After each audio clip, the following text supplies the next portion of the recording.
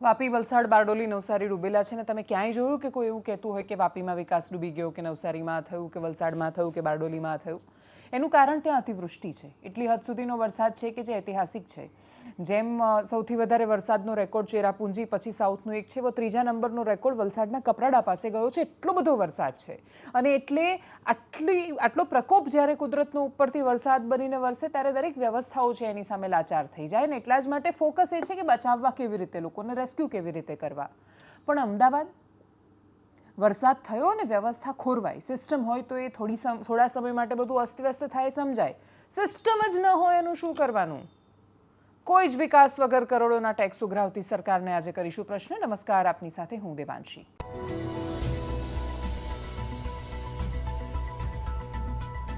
અમદાવાદની સ્થિતિ તમે જોઈ છે. બોપલ, ઘુમાશીલા વિસ્તારમાં ગયા છો, સામાન્ય દિવસોમાં ગયા છો, કોઈ દિવસ ઘર લેવા માટે ગયા છો. અર્બન પ્લાનિંગ નામનો શબ્દ તમે સાંભળ્યો છે? તમે ભૂલથી પણ ક્યારેય જીવનમાં સિંધુ ખીણની સભ્યતા વિશે સાંભળ્યું છે? તો તમને ખબર હશે કે ગટરને પાણીની વ્યવસ્થા કેટલી મહત્વની છે. વરસાદી પાણી આવે ને એનો નિકાલ થવો જોઈએ. પાણી શું કામ ભરાય? ડ્રેનેજની એક લાઇન હોય, ત્યાંથી પાણી પસાર થતું હોય. જેટલી સ્પીડથી વરસાદ આવી રહ્યો છે, જો આપણી ડ્રેનેજ સિસ્ટમ એટલી સ્પીડ માટે તૈયાર ન હોય તો સ્વાભાવિક છે કે પાણી બહાર ન જાય. અને એટલે જ એ જે ગેપ આવે કે અહીંયા બહુ જ ફાસ્ટ પાણી આવી રહ્યું છે ને ત્યાંથી એટલી ઝડપથી નીકળી નથી રહ્યું, ત્યારે થોડા સમય માટે જળભરાવ થાય. સ્વાભાવિક પ્રક્રિયા છે કે સમજાય કે વરસાદ એટલો બધો પડી રહ્યો છે કે તાત્કાલિક એ પાણી ક્યાંથી નીકળશે. પણ નીકળે જ નહીં તો ભરાઈ જ જાય પાણી, તો ખાલી તો થવું જોઈએ ને. એ ખાલી ક્યારે ન થાય તો કે નીચે ડ્રેનેજની કાં તો સિસ્ટમ નથી ને કાં તો ચોકઅપ થઈ ગઈ છે અને સાફ નથી કરવામાં આવી. કરોડો રૂપિયાનું બજેટ ખર્ચ્યા પછી ને કરોડો રૂપિયાનો ટેક્સ લીધા પછી અમદાવાદના નવા એકદમ હાઇપવાળા વિસ્તારો જેને એટલા બધા પ્રમોટ કર્યા છે દરેક બિલ્ડરોએ, અમદાવાદ આ અને અમદાવાદ તે, સરસ જ છે અમદાવાદ. હજારો લાખો કરોડો માણસને રોજગાર આપે છે અને હજી લોકો આવવાના છે, આવતા જ જવાના છે. નવું નવું કેટલું બની રહ્યું છે, સતત બનશે. શહેર બની નથી જવાનું, એ તો સતત વિકસતું રહેવાનું છે. એની સરહદો હજી આગળ વધશે, હજી નવા ગામડા જોડાશે, હજુ બહુ જ બધી જગ્યાએ એએમસીનો નવો પ્લાન પહોંચશે. ટીપી પડે જેવી કાગળ પર, એટલે જે લાખોમાં હોય ભાવ કરોડોમાં જાય, કેમ કે તમે એએમસીમાં આવી ગયા છો. પણ એ કાગળ પર ટીપી પડતાની સાથે જ બિલ્ડરોના લાભ માટે કાગળ પર અચાનક જ કરોડોની થયેલી જમીન અને કરોડોના વેચાયેલા ફ્લેટ અને ઘર, એમાં પાણી ભરાઈ જાય કેમ કે નળ ગટરને રસ્તાનું આયોજન ન હોય તો કોને સવાલ કરીશું? અને એટલા જ માટે શહેરના આયોજન માટે પ્રશ્ન. જે લોકો સપના સાથે શહેરમાં આવ્યા હતા અને બહારના વિસ્તારમાં વસ્યા, એમને સંતોષ નથી મળ્યો એની વાત છે. અમદાવાદમાં રોજગારીની તકો સાથે લાખો માણસો આવ્યા, પણ શહેરની સુવિધા અને સંતોષ ક્યાં છે? ગામડે જાય ત્યારે આ લોકો જ કહેતા હશે ને કે અમે સ્માર્ટ સિટી અને મેટ્રો સિટી અમદાવાદમાં રહીએ છીએ. ગામડાના લોકો પછી એમને પૂછશે કે ક્યાં પેલા બોપલ, ઘુમાને શેલામાં જ્યાં પાણી ભરાઈ જાય છે. કરોડો ખર્ચીને બંગલો લેનારા સામાન્ય સુવિધાઓ માટે આજે વલખા મારતા જોયા. અમદાવાદે હવે નક્કી કર્યું છે કે 8 કરોડના ખર્ચે આઈઆઈટી ગાંધીનગરને કામ આપશે અને નવી વ્યવસ્થા તૈયાર કરશે. એએમસીએ આ વખતે જુલાઈમાં કહ્યું હતું કે આવનારા 30 વર્ષ માટે સ્ટોર્મ વોટર મેનેજમેન્ટનો પ્લાન તૈયાર કરાશે, એ પણ આવનારા 30 વર્ષ માટે. આપણે જ્યારે 2047ના વિકસિત ભારતના સપના જોતા હોઈએ ને, ત્યારે શું એમાં પાણી નિકાલની વ્યવસ્થાનો સમાવેશ હશે એ વિકસિત અને મહાન ભારતમાં? આશરે 4500 વર્ષ પહેલાં આપણો પૂર્વજ એના નગર આયોજન માટે આખી દુનિયામાં પંકાયો. આખી દુનિયા કહેતી હતી, એ વખતે જેટલી સભ્યતાઓ હતી એમાંથી પુરાતત્વવિદો માને છે કે સિંધુ ખીણની સભ્યતાએ વિશ્વની સૌથી ઉત્તમ નગર આયોજન, અર્બન પ્લાનિંગ માટેની અને ગટર ડ્રેનેજની વ્યવસ્થા માટેની જાણીતી એ સભ્યતા હતી. અમદાવાદે એના વરસાદી પાણીના સંગ્રહની જૂની વ્યવસ્થાઓ પણ ક્યાં ખોઈ દીધી છે. બોપલ, ઘુમા વગેરે પહેલાં ગામ હતા. શહેરનો વિકાસ ગામની ભાગળ ખાઈ ગયો, પણ વ્યવસ્થા ન પહોંચી. શહેરો હજુ આગળ વધશે, અનેક ગામો ખવાશે, પણ કાગળ પર મહાનગરપાલિકા લખી દેવાથી વિકાસ ત્યાં નથી પહોંચી જતો. વરસાદ વધારે થયો, સિસ્ટમ પર દબાણ આવે, એ બધું જ સમજાય, પણ સિસ્ટમ જ ન હોય એને શું કહેવું? આજે હું ગ્રાઉન્ડ ઝીરો પર એવા અનેક દ્રશ્યો જોઈને આવી છું જેણે મને આ પ્રશ્નો કરતા કરી છે. બોપલ, ઘુમા કે શેલા વિસ્તારમાં તમે જ્યારે આજના દિવસે જો ગયા હોત તો તમને સમજાતું કે સ્થિતિ બહુ જ દયનીય છે. મુખ્યમંત્રી જાતે ગ્રાઉન્ડ ઝીરો પર ઉતર્યા. Ahmedabad municipal commissioner ground zero પર હતા, અમદાવાદના મેયર ગ્રાઉન્ડ પર હતા. દરેક લોકો એક પછી એક જગ્યાએ જઈને સમજવાનો પ્રયત્ન કરી રહ્યા છે કે આ શું થઈ રહ્યું છે. એમણે આ સમજવું જોઈએ, એમણે આ સમજવું પડશે. સીએમ ખૂબ ગુસ્સામાં દેખાય અને એમણે અધિકારીઓને તરત એક્શન લેવા માટે કહ્યું કે આટલી હદ સુધીની લાપરવાહી તો તમે કેવી રીતે ચલાવી શકો? પાણી ભરાય થોડા કલાકો માટે તો સમજ્યા, મારું ઘર અહીંયાથી મારે જ્યારે પહોંચવું એ 4 કિલોમીટરનો રસ્તો છે ઓફિસથી ઘર સુધીનો. હું ટ્રાફિક અવર્સ પછી રાત્રિના સમયે પણ જ્યારે હું નીકળી 8 વાગ્યાની આસપાસ ઘરે પહોંચતા પોણા 2 કલાક, એક્ઝેક્ટ 1 કલાક ને 45 મિનિટ થઈ હતી મને. અને છતાંય બહુ વિશેષ ફરિયાદો નહોતી, કેમ કે ખૂબ વધારે વરસાદ આવ્યો છે, ટ્રાફિક બહુ છે, પાણી ભરાયેલા છે, ધીરે ધીરે જશે, બધું જ સમજાય. પણ એ પાણી બીજા દિવસે બપોરે પણ ન ઉતરે તો કે પાણી નિકાલની વ્યવસ્થા જ નથી. એટલે અનેક વિસ્તારો છે કે જ્યાં પાણી ભરાયા અને પાણી ઓસરી ગયા. બહુ જ વધારે વરસાદ આકાશમાંથી વરસી રહ્યો છે તો તરત બહાર નહીં નીકળે એટલી સામાન્ય સમજણ મોટા ભાગના લોકોને હોય છે. અને એટલે જે ટ્રાફિકમાં ફસાયા અને 2 કલાક લાગ્યા અને 3 કલાક લાગ્યા એવું મોટે ભાગે ફરિયાદો નથી કરતા. અમદાવાદમાં વરસાદ આવે એટલે ભજીયા, દાળવડા ને બધી તો ખાલી વાતો જ હોય છે, બાકી ટ્રાફિક જ એમના ભાગ્યમાં હોય છે. ને દરેક શહેરોની આ સ્થિતિ છે. તમે મુંબઈ, બેંગ્લોરમાં જાઓ તો એનાથી વધારે છે. જેટલો વધારે વિકાસ ને જેટલો વધારે વિકાસનો ચળકાટ એ દેખાતા પ્રકાશની નીચેનું અંધારું છે એ તમને ચોમાસું બતાવે છે. અને આ તો હું અમદાવાદના માત્ર પોશ વિસ્તારની વાત કરી રહી છું. ગ્રાઉન્ડ ઝીરો પર સામાન્ય વિસ્તારોમાં તો હજી આવતીકાલે જઈશ. સ્લમમાં જઈને જોવું છે ને મારે કે માણસો કઈ રીતે રહે છે. એ સ્થિતિ હું તમને બતાવીશ ને એના વિડીયોઝ મેં જોયા છે, એના પરથી તમે અંદાજ લગાવી શકો છો. ઘરમાં પાણી ભરાયું, માળિયા પર લોકો ગયા હતા. અને ત્યાં તો મોટા ભાગે કોઈ ગ્રાઉન્ડ ઝીરો પર નથી જતું. એ લોકો વોટ તો આપી જ દે છે ને ટેક્સમાં એટલું ટેક્સમાં ઇનડિરેક્ટ ટેક્સમાં બહુ જ મોટું યોગદાન હોય ને તોય સીધી રીતે એમના કરોડો રૂપિયા એમની પાસે હોતા જ નથી. અને એટલે જે ઇન્ફ્લુઅન્સ નથી કરતા નિર્ણયોને. પણ છતાંય બધા જ લોકો એક્ટિવ મોડ પર દેખાયા. અમદાવાદ સિવાય જ્યાં વરસાદ પડ્યો, ડેપ્યુટી સીએમ નવસારી હતા, એના થોડા જ કલાકોમાં મોડી રાત્રે એ વલસાડ પહોંચ્યા. ત્યાં જઈને પણ એમણે સ્થિતિનું નિરીક્ષણ ને પરીક્ષણ કર્યું. ત્યાં પણ એમણે પત્રકારો સાથે વાત કરી. એ બધું સમજતા પહેલા ફરી એકવાર અમદાવાદનું બજેટ સમજવાનો પ્રયત્ન કરીએ. અમદાવાદની પાસે વરસાદી પાણીના સંગ્રહની વ્યવસ્થા મર્યાદિત છે. આ સૌથી મોટો પ્રશ્ન છે. એએમસીનું 2026-27 માટેનું મંજૂર વાર્ષિક બજેટ 18,518 કરોડ રૂપિયા છે. હવે વિચાર્યું કે 18,518 કરોડ રૂપિયાને આપણે 365માં ભાગીએ તો 50 કરોડ ને 73 લાખ રૂપિયા એક દિવસના થાય. એક દિવસની આટલી ક્ષમતાવાળું શહેર છે. સ્ટોર્મ વોટર ડ્રેનેજ નેટવર્કના સુધારા માટે 115 કરોડ, વૈજ્ઞાનિક ફ્લડ ફોરકાસ્ટિંગ સિસ્ટમ માટે આશરે 5.7 કરોડ રૂપિયા એમાંથી ફળવાયેલા છે. વરસાદી પાણીના ફ્લડ મેનેજમેન્ટ માટેની જ આ વાત છે. છેલ્લા 2 વર્ષમાં જ 48 સ્ટોર્મ વોટર પ્રોજેક્ટ થયા. 1,080 કરોડથી વધારેના કામ ચાલી રહ્યા છે. 30થી વધુ ડ્રેનેજ પ્રોજેક્ટ માટે 1,500 કરોડથી વધુની યોજનાઓ અમલમાં છે. આટલા રૂપિયા લોકોએ આપ્યા ત્યારે એએમસી સક્ષમ છે આટલા રૂપિયા ખર્ચવા માટે. જે લોકો સુધી તમે નીચે ડ્રેનેજની લાઈનો નથી પહોંચાડીને એ લોકોએ ટેક્સ આપી રહ્યા છે. તમે મોટા ભાગના અમદાવાદના એ સમૃદ્ધ વિસ્તારોને કે જે અમદાવાદની સીમાની બહાર વિકસ્યા, એ તમે એસજી હાઈવેને ક્રોસ કરીને આવેલા ગામડાઓ હોય, તમે ગોતા, છારોડી, એની બાજુનો અદાણીની આસપાસનો વિકસેલો વિસ્તાર, એની પાછળનો વિસ્તાર, મોટા ભાગના વિસ્તારોમાં નર્મદાનું પાણી નથી આવતું. પાણી નથી પહોંચાડી શક્યા તમે. અને છતાંય તમે ટેક્સ તો પૂરો લઈ જ રહ્યા છો. લોકો કશો જ પ્રતિકાર નથી કરતા. આ સ્થિતિમાં એ લોકોને તેવું લાગે હા ભગવાન કરે, એમાં સરકાર શું કરે. એટલે સરકાર પાસે તો ભગવાન નામે બહુ મોટું કુદરત, બસ કુદરત કરે એટલે બહુ મોટા હથિયાર છે જ. સરકારને આનાથી ચૂંટણીમાં કોઈ અસર થશે એવી સંભાવના મને આજે નથી લાગી રહી. આજે એ લોકો એવો પ્રશ્ન કરે છે કે વરસાદ આવે તો પાણી ન ભરાય તો શું ભરાય? કાકા, પાણી ઘરમાં ન ભરાય વરસાદ આવે તો. આટલી સાદી સમજણ પણ લોકો સુધી પહોંચે નહીં એ પ્રકારનું સુવ્યવસ્થિત તંત્ર તમારી પાસે છે જ. અને એટલે જ આ ઇલેક્શનનો મુદ્દો જ નથી. આ સામાન્ય નાગરિકોને સ્પર્શતા એમના અધિકારનો ને જીવનનો મુદ્દો છે. અને જો સરકાર આને ગંભીરતાથી ન લે તો કોણ લે? અને એક સૌથી મોટી વાત, જેટલા નેતાઓ કે અધિકારીઓ કે બાકીના બધા જ લોકો ગ્રાઉન્ડ ઝીરો પર દેખાયા અને એમણે ગ્રાઉન્ડ ઝીરો પર અમે ઉતર્યા છીએ પ્રકારના લોકોને સાંભળ્યા, એ બહુ જ મહત્વનું છે આજના સમયમાં. પણ તમારું કામ ખાલી આટલે પૂરું નથી થઈ જતું. આ ગ્રાઉન્ડ પર ઉતર્યા લોકો આ બોલી રહ્યા છે ને લોકો આ કહી રહ્યા છે, એટલું પહોંચાડવાનું કામ તો અમારું છે, મીડિયાનું છે. મીડિયા એ સંભળાવી રહ્યું છે તમને. તમારું કામ એને સુધારવાનું છે.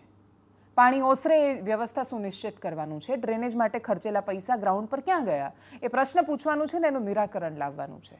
અને એટલા જ માટે થાય એની અપેક્ષા છે. અમદાવાદનું હાલનું ડ્રેનેજ ઇન્ફ્રાસ્ટ્રક્ચર હવે સમજીએ. સ્ટોર્મ વોટર ડ્રેનેજ લાઇન અંદાજે 2500થી 3000 કિલોમીટરનું એનું નેટવર્ક છે. જૂનો નવો બધો વિસ્તાર એમાં આવરી લઈએ તો મુખ્ય સ્ટોર્મ વોટર પમ્પિંગ સ્ટેશનો લગભગ 40થી 50 છે. આઉટફોલ ક્યાં થાય છે? આ બધું પાણી આવે છે તો ક્યાં? આખરે સાબરમતી નદી અથવા કુદરતી ડ્રેનેજ ચેનલમાં છોડવામાં આવે છે, જે કુદરતી ડ્રેનેજ ચેનલો બરબાદ થઈ એટલે બોપલ ગુમાની આ સ્થિતિ છે. અનેક વિસ્તારમાં હજી પણ 30 થી 40 વર્ષ જૂની લાઈનો કાર્યરત છે, જ્યારે શહેરનું કોન્ક્રીટીકરણ અને વસ્તી બંને ઘણા વધી ગયા છે. આ બધા જ તથ્યોની વચ્ચે સૌથી મહત્વનો મુદ્દો જેને અવગણી શકાય એમ નથી એ છે કે એની જે કુદરતી ચેનલો હતી અવરોધાઈ ગઈ. હું જે સોસાયટીમાં ગઈ હતી ગુમા વિસ્તારમાં, હરિઓમ પાર્ક વિલા નામ હતું એ બંગલોઝનું, અને એ 2.5 કરોડના બંગલોમાં રહેતા માણસો એવું કહી રહ્યા હતા કે કુદરતી રસ્તાઓ અવરોધાયા. એક તળાવ હતું જે ભરાઈ ગયું અને એના પછી એના પર કન્સ્ટ્રક્શન સાઇટ બની ગઈ. અને એટલે જ એક તળાવ હતું, એક વાવ હતી, એક નાળું હતું કે જે જતું હતું, એ બધું જ્યારથી થતું ગયું ત્યારથી પાણી ઘરમાં ઘૂસતું ગયું.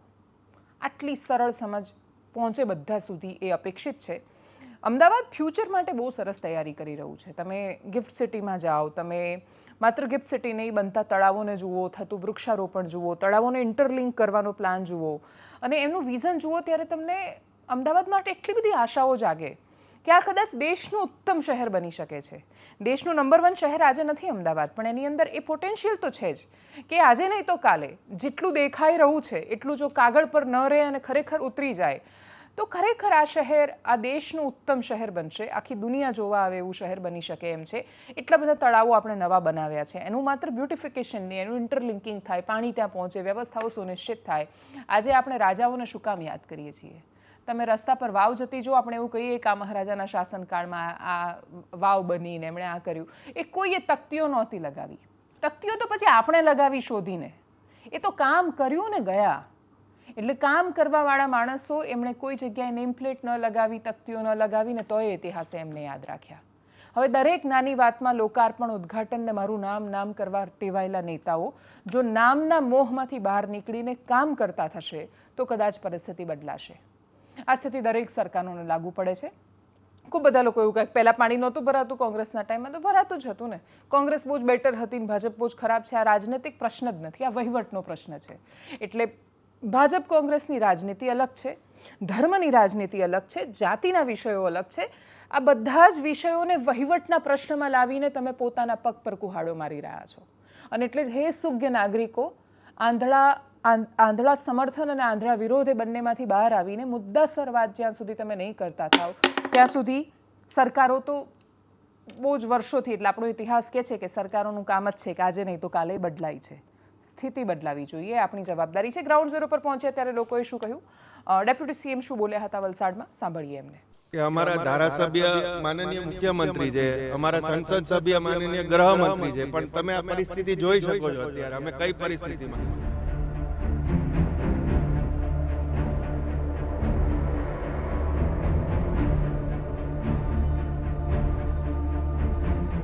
બેઝિકલી અહીંયા જે ગટર લાઈન હોવી જોઈએ ને એ ગટર લાઈન પણ નથી, અને સ્ટ્રોમ વોટરની લાઈન જે હોવી જોઈએ એ પણ નથી. બેમાંથી એકે વસ્તુ કામ નથી કરી રહી. મને આ સોસાયટીમાં 10 વર્ષ થયા. વી વર ટુ હેપી કે સ્પોર્ટ્સ કોમ્પ્લેક્સ બનાવી રહી છે સરકાર, કોમનવેલ્થની તૈયારી કરી રહી છે, પણ આવી રીતે આપણે કોમનવેલ્થની તૈયારી કરીશું?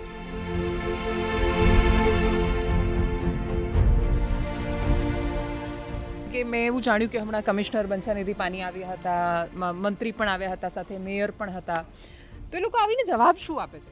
કંઈ જ નહીં, જવાબ શું આપે છે? એ લોકો આવીને બધું પરિસ્થિતિ જોવે છે અને સવાલ કરે છે, બરાબર, અને થઈ જશે કરે છે. એમનો કોઈ આનો કોઈ સચોટ રસ્તો જ નથી.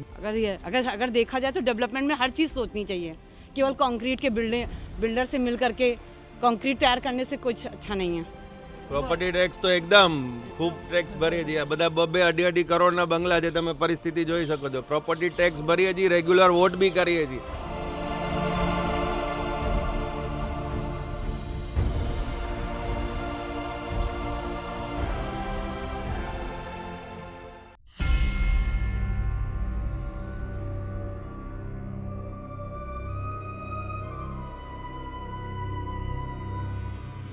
भगवान से याद करें, भगवान ऐसा क्यों मुसीबत में डाल दिया?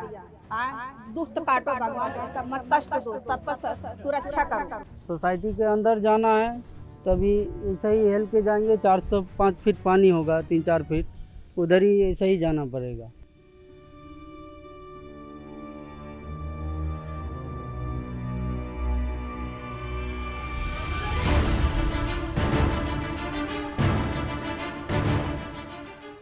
तो अभी यहाँ पे डूब गया है ना, पानी से डूब गया है, तो अभी बाहर जा रहे हैं इनको फैमिली को ले जाके रेस्क्यू के लिए। तो ये बच्चे सब ले जाके, कपड़े वपड़े हो गए, राशन वासन हो गया, सब जो बचा हुआ है वो लेके जा रहे हैं। जो डूब गया है। बारिश तो दूसरे जगह होता होगा, यहाँ पे उतना बारिश नहीं हो रहा है जितना पानी है। कल से थोड़ा भी पानी नहीं, पावर कल दिन में ही कटा है 3-4 बजे, पावर भी नहीं है रूम पे। बच्चे लोग सब परेशान हो रहे हैं, इधर कोई देखने वाले नहीं है।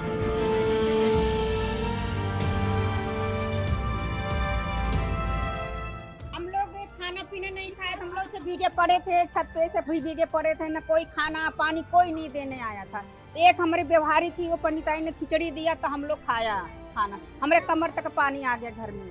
पानी की वजह से मैं 1 घंटे से रुका हूँ। म्यूनसिपालिटी वाले आते हैं तो खाली फ़ोटो खींचते हैं।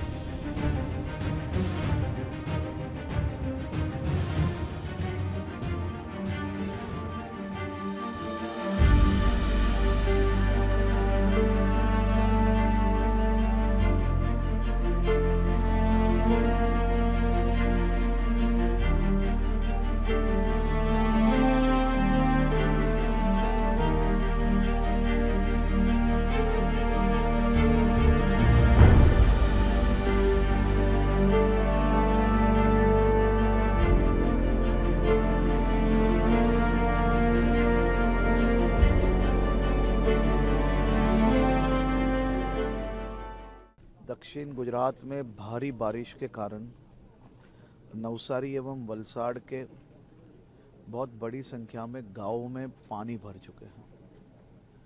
मैं वलसाड़ डिस्ट्रिक्ट एडमिनिस्ट्रेशन का खास तौर पे आभार मानता हूं, अभिनंदन देता हूं, जिन्होंने पिछले 2 दिनों से दिन रात एक करके 12,000 से ज़्यादा लोगों को इवैक्यूएट किया, स्थलांतरित किया।